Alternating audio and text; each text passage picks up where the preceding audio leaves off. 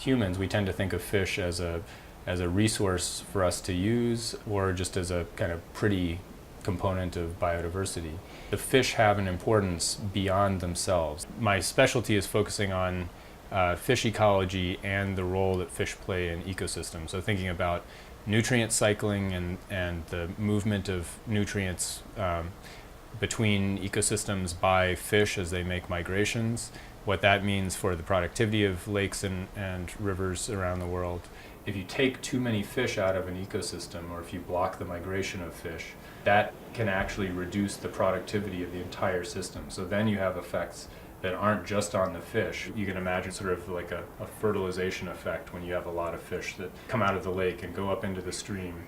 And some of them die, many of them will reproduce, so they're putting their eggs and melt into the stream. All of that constitutes a source of nutrients. And with chemical methods, we can actually trace the nutrients that are being taken from the lake into the stream, and then within the stream, they get taken up by the algae, so they boost the growth of the plants in the stream. And then that's transferred to the insects, which then come out and feed the bats and the birds. If you put up a dam or a road stream crossing that has a culvert pipe that the fish can't get through, that's basically an absolute barrier to a fish migration.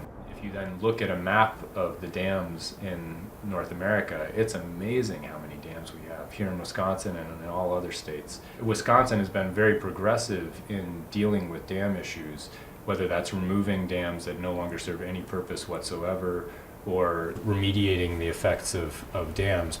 But the long tradition we have of trying to engineer our way out of water resource problems kind of reached the end of the line. We really need a shift in perspective where we move more toward taking advantage of the sort of natural capacity of rivers. If it really penetrated into the way that we pursue development all around the world, that could reduce the needs for these technological solutions in many, many cases.